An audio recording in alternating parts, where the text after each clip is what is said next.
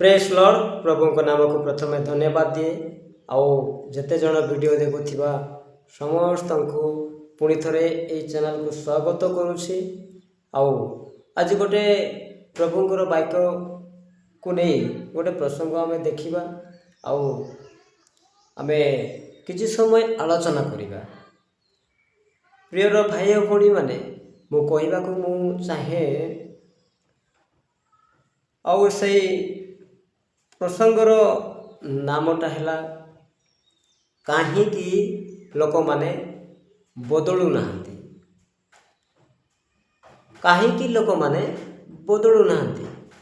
ये विषय को आम अल्प समय आम से वाक्य आड़ को जीवा आउ आम देखा हितोपदेश तार 4 पर्वर तार 14-15 आम देखा।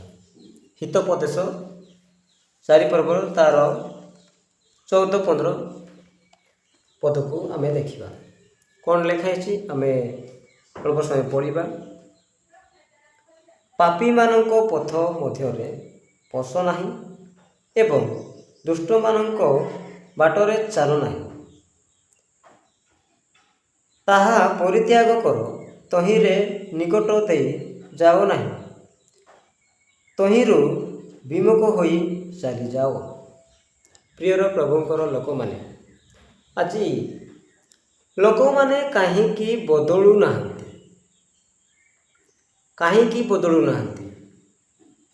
मंडली रे जाउछंती, मंडली रे जाई गीत गाउछंती, मंडली रे जाई से माने प्रार्थना करुछंती, मंडली रे जाई से माने वाक्य प्रचार मध्य करुछंती, आराधना करुछंती।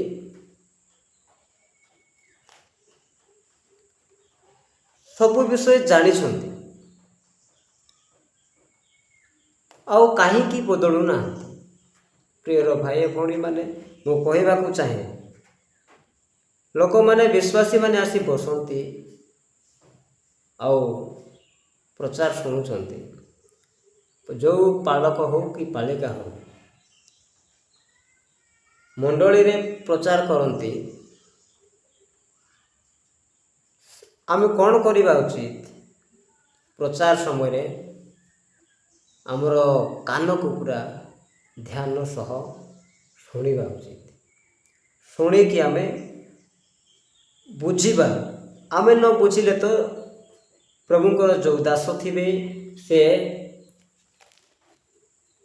गोटे गोटे करी बुझाइकी कहिबे, किंतु प्रियर भाई भौणी माने न बदलवा कारण एबे जो कहते कहीं बदलू ना, न बदलवा कारण हूँ देख 14 कौन लिखाला पुणी थे मु पढ़ापी इच्छा करुँच। पापी मानक पथरे पापी मानक पथ मध्य पश नाही, दुष्ट मानक बाटरे चल नाही। लोक माने आज मंडली रे जाई प्रचार शुणुचंती। कौन प्रचार कले बाबूरे तू ए मदुआ माने अछंती से मदुआ मानक सहित पशिबू नहीं, से जड़े पापीटा पापी मानक सहित तु मिस नहीं।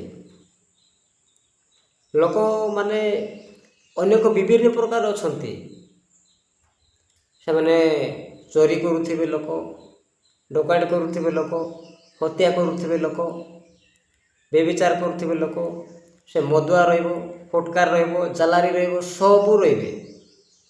सेतिपई एई वाक्य को उदाहरण दे आममानक प्रभु अति सुंदर भावरे बुझीबा पई एटा लेखा है।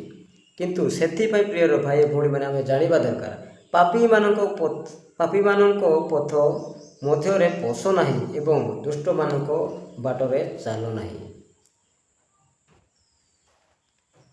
भाई कि भौणी हो जहाँ भी हो आपण गोटे ठीक अछंती, निजे भी भावुचंती मु भल अच्छी आउ अन्य माने मध्य भावुचंती ए लोकटा भल अच्छी, किंतु आउ जड़े रहिबो से जड़े बहुत दुष्टटा रहिबो, ସେ ମୂର୍ଖଟା ରହିବ, ସେ ଫୁଟକାରଟା ଜାଲାରିଟା ମାନେ ଅନେକ ପ୍ରକାର ସେ ପାପ କରୁଥିବ, ସେମିତି ରହିବ।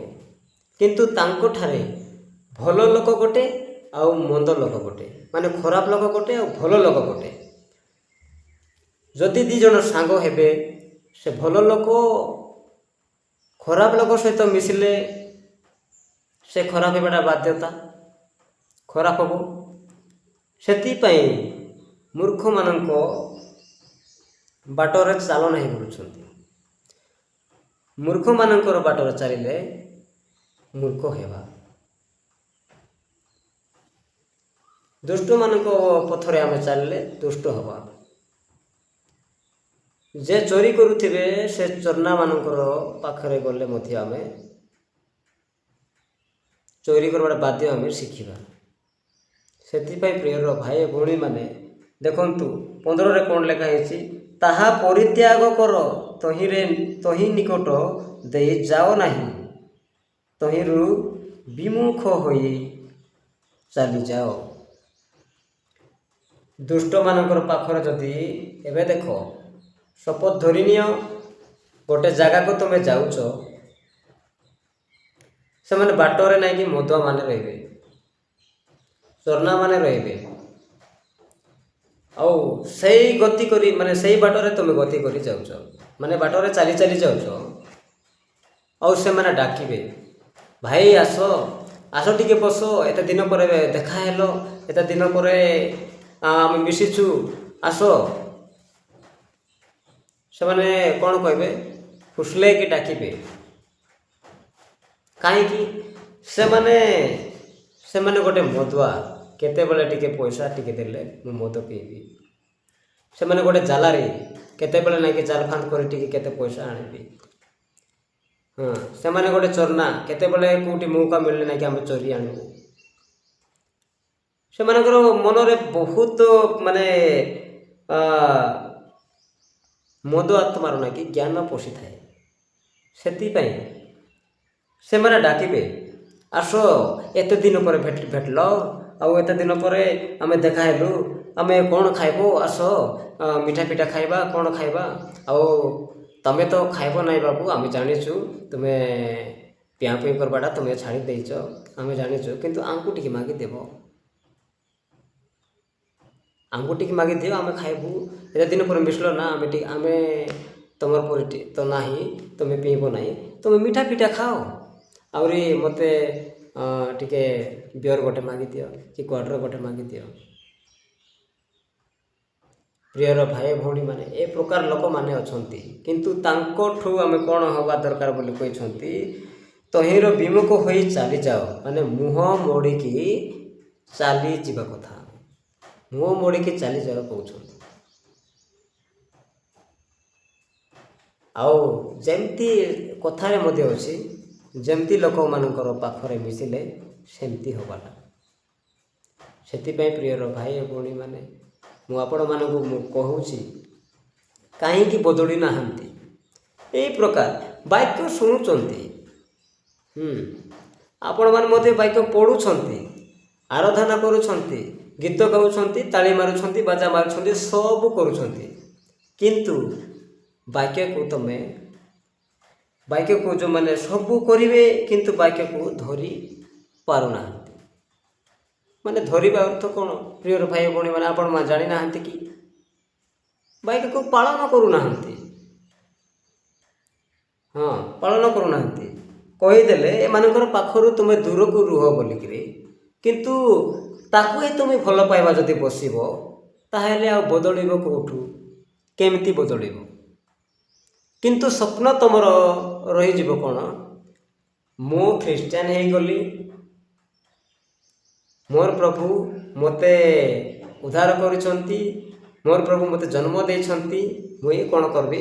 ସ୍ୱର୍ଗରେ ଆକା ଯିବି ବୋଲି ତୁମର ଆଶା। କିନ୍ତୁ ସ୍ୱର୍ଗରେ ଯିବା ପାଇଁ ହେଲେ କ'ଣ କରିବାର ଅଛି? ବାକ୍ୟକୁ ହିଁ ତ ମାନିବାର ଅଛି। ବାକ୍ୟକୁ ମାନିବାର ଅଛି। ବାକ୍ୟକୁ ଆମେ ଯଦି ଗତି କରି ନ ଯିବା, ହେଲେ ବଦଳାଇବା କେଉଁଠୁ? ଆମର ମନକୁ ପରିବର୍ତ୍ତନ କେମିତି ଆଣିବା? ପ୍ରିୟର ଭାଇ ଭଉଣୀମାନେ, ସେଥିପାଇଁ ମୁଁ ଆପଣମାନଙ୍କୁ କହିବାକୁ ଚାହେଁ, ସେଥିପାଇଁ ସମୟ ଥାଉ ଥାଉ ବଦଳି ଯିବା ପାଇଁ। ସମୟ ଥାଉ ଥାଉ ବଦଳି ଯିବା। କେତେ ଦିନ ଏମିତି ରହିବା? ଆମେ ଯେତେ ଦିନ ଆମେ ବଞ୍ଚିକି ଥିବା ପ୍ରଭୁଙ୍କ ବାକ୍ୟକୁ ଗତି କରି ପ୍ରଭୁଙ୍କର ଠାରେ ରହି ପ୍ରଭୁଙ୍କର ପ୍ରାର୍ଥନା, ପ୍ରଭୁଙ୍କର ଆରାଧନା, ପ୍ରଭୁଙ୍କର ଉଦ୍ଦେଶ୍ୟରେ ହିଁ ଆମେ ରହିବା ଉଚିତ। ସେଥିପାଇଁ ପ୍ରିୟର ଭାଇ ଭଉଣୀମାନେ, ମୁଁ ଆପଣମାନଙ୍କୁ କହିବାକୁ ଚାହେଁ, କାହିଁକି ବଦଳି ପାରୁନାହାନ୍ତି? ଏଇ ଯୋଗୁଁ ବଦଳି ପାରୁନାହାନ୍ତି। ବାକ୍ୟକୁ ଶୁଣୁଛନ୍ତି, ମଣ୍ଡଳୀ ଆସୁଛନ୍ତି, ସବୁ କରୁଛନ୍ତି, ଅନେକ ପ୍ରକାର ଚମତ୍କାର ବିଷୟ ଅନେକ ପ୍ରକାର ଭାବବାଣୀ ବି କରୁଛନ୍ତି। ପ୍ରାର୍ଥନା କଲେ ସୁସ୍ଥ ବି ହେଇଯାଉଛି, ରୋଗକୁ ସୁସ୍ଥ କରୁଛନ୍ତି, କିନ୍ତୁ ପରିବର୍ତ୍ତନ ଲୋକମାନେ ଗୋଟେ ଜାଗାରେ କମି ହେଇଯାଉଥାଉଛି। କାହିଁକି କମି ହେଉଛି? ଆମେ ଯଦି ସଠିକ୍ ପ୍ରଭୁକୁ ଆମେ ଭୟ କରିବା, ସଠିକ୍ ଆମେ ବାକ୍ୟକୁ ଯଦି ମାନିବା, ତାହେଲେ ଏ ପ୍ରକାର କାମ କରିବା ନାହିଁ। ଗୋଟେ ବାକ୍ୟ ଶୁଣିଲେ ଆମମାନଙ୍କୁ ପୁରା ଚଲ କରିବାର ଅଛି, ଛାତିରେ କ'ଣ ବାଜିଲା ପରି ହେବାର ଅଛି। ଆମେ ଶୁଣିଲୁ, ଆମେ ଯେଉଁ କାମ କରୁଥିବୁ, ଯଦି ଆମେ ଗୋଟେ ଚୋରି କରିଦେଇଥିବୁ, ଚୋରି କରିବା ମନା ବୋଲିକି ବାଇବେଲରେ ଲେଖା ହେଇଛି, ତାହେଲେ ଆମେ ଚୋରି କରିବା ଉଚିତ କି? ପାପ କରିବା ମନା ବୋଲିକିରି ଲେଖା ହେଇଛି, ତାହେଲେ ପାପକୁ କରିବା କ'ଣ ଉଚିତ କି? ଆମେ ଜାଣି ହିଁ କ'ଣ କରୁଛୁ? ଆମେ ନରକରେ ଯିବା ବାଟକୁ ଖୋଜୁଛୁ ପ୍ରିୟର ଭାଇ ଭଉଣୀମାନେ। ସେଥିପାଇଁ ଆମେ ନରକରେ ନ ଯାଇ ସ୍ୱର୍ଗରେ ଯିବା ପାଇଁ ହେଲେ ବାକ୍ୟକୁ ମାନିବାର ଅଛି। ବାକ୍ୟକୁ ମାନିବାର ଅଛି। ପ୍ରଚାର କରୁଛନ୍ତି ପାଳକ ଆସି, ସେ କେତେ ଦୂରରୁ ଆଇବ, ଆଉ କେତେ ଲୋକମାନଙ୍କୁ କେତେ ହଇରାଣ, ଖରା ହଉ, ବର୍ଷା ହଉ, ଶୀତ ହଉ, ଯେଉଁଟା ହଉ, କେତେ ସମୟ କାଢ଼ିକି ଆମମାନଙ୍କୁ ପରିବର୍ତ୍ତନ କରିବା ନିମନ୍ତେ ପାଳକ ଆସିବେ, ଆଉ ଆମମାନଙ୍କୁ ଶିକ୍ଷା ଦେବେ। କ'ଣ ଶିକ୍ଷା ଦେବେ? ଶିଖିବା ପାଇଁ ପ୍ରଭୁଙ୍କର ବାଟରେ ଗଲେ ସେଇଟା ଭଲ ବାଟରେ ଯିବା ନିମନ୍ତେ ହିଁ ଶିଖାଇବେ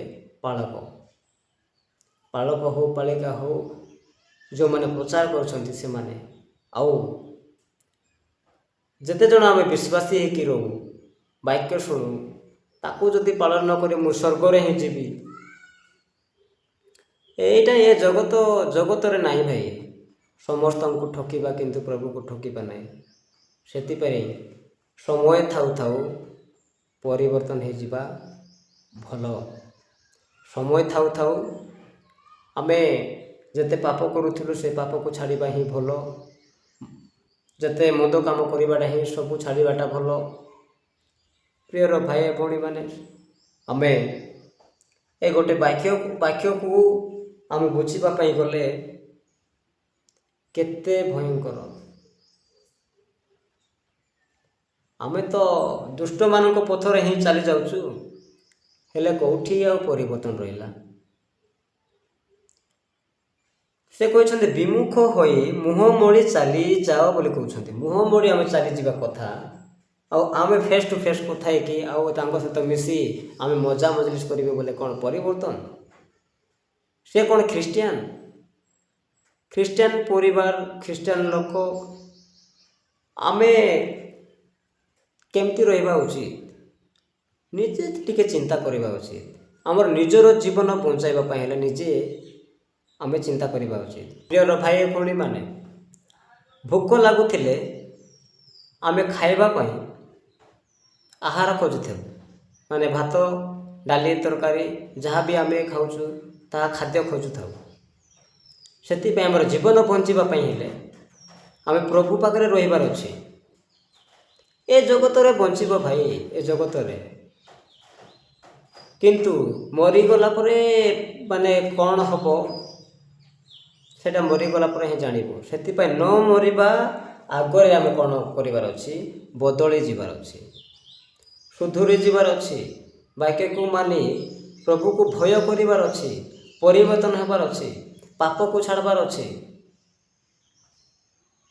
ଏ ଜଗତର ଲାଳସାରେ ଆମେ ଥିଲେ କ'ଣ ହେବ? ନରକର ହିଁ ବାଟ।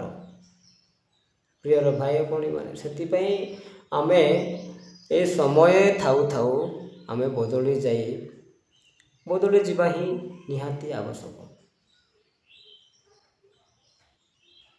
ପୁରା ସଫା ସଫା ବାକ୍ୟରେ କହୁଛି, ଆଉ ଆମେ ନ ବୁଝିକି ଆମେ ସେମିତି ହିଁ ରହିବା, ତାର ଫାଇଦା କ'ଣ?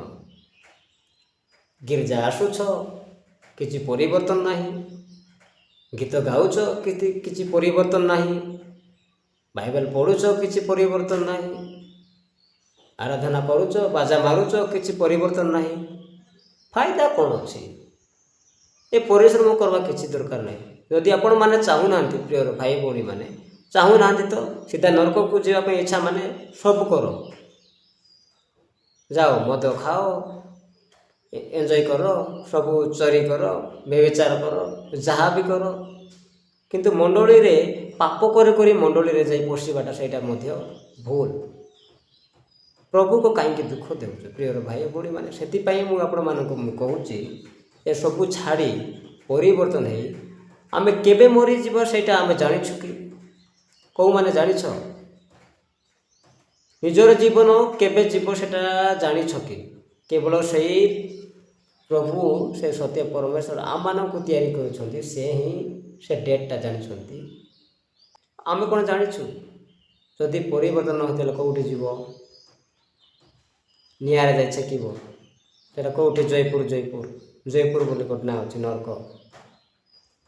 ସେଇଠି ଯାଇ ଆରାମରେ ଛେକିବ, ବଢ଼ିଆ ଲାଗିବ। ପ୍ରିୟ ଭାଇ ଭଉଣୀମାନେ, ସେଥିପାଇଁ ସୁଧୁରି ଯାଅ। ଆଉ ଏଇ ବାକ୍ୟକୁ ନେଇ ଆମେ ବଦଳି ଯିବାଟା ହିଁ ଭଲ। ଯେଉଁ ସମୟରେ ବାକ୍ୟ ଶୁଣିବ, ଯେତେବେଳେ ଶୁଣିବ, ଯେକୌଣସି ବାକ୍ୟ ଶୁଣିବ, ସେଇ ବାକ୍ୟରୁ କିଛି ନା କିଛି ଆମର ମନକୁ ପରିବର୍ତ୍ତନ କରିବା ପାଇଁ ଆମେ ଚେଷ୍ଟା କରିବାର ଅଛି। ଏବେ ହିଁ ପରିବର୍ତ୍ତନ କରିବା ସମୟ ହିଁ ସନ୍ନିକଟ। ଅଳ୍ପ ଦିନ ବାକି। ଅଳ୍ପ ଦିନ ମାନେ ଆମେ କେତେ ଦିନ ବଞ୍ଚୁ? 70 କି 80 ବର୍ଷ ବଞ୍ଚୁ। ଆଉ ସେତିକି ହେଲେ ତ ଆଉ ନାହିଁ। ଏବେ ତ କେତେରେ ଯାଉଛନ୍ତି, କିଛି ଗ୍ୟାରେଣ୍ଟି ହିଁ ନାହିଁ। କିଏ ତ 30 ବର୍ଷ, କିଏ 40 ବର୍ଷ, କିଏ 50 ବର୍ଷ, ବେଶୀରେ 60। ବେଶୀରେ ହେଲେ 50ରୁ ଉର୍ଦ୍ଧ୍ୱ ବି ଡେଉଁନାହାନ୍ତି। ଯେତେ ଦିନ ଆମେ ଆମର ଜୀବନ ବଞ୍ଚିଥିବା ପର୍ଯ୍ୟନ୍ତ ପ୍ରଭୁଙ୍କର ଭୟରେ, ପ୍ରଭୁଙ୍କର ବାକ୍ୟରେ ମନକୁ ପରିବର୍ତ୍ତନ କରି ଧର୍ମ ପଥରେ ପ୍ରଭୁ ଯେମିତି ଧର୍ମ ଥିଲେ, ଆମମାନଙ୍କର ପାପକୁ ସେ ବହିକି ଆମ ପାଇଁ ମରିଥିଲେ। ପ୍ରିୟର ଭାଇ ଭଉଣୀମାନେ, ସେଥିପାଇଁ ଆମେ ଜାଣିବା ଯେ ଆମେ ତାଙ୍କୁ ଭୟ କରି, ତାଙ୍କ ବାକ୍ୟକୁ ମାନି ଆମେ ସବୁ ସୁଧୁରି ଯିବାର ଅଛି।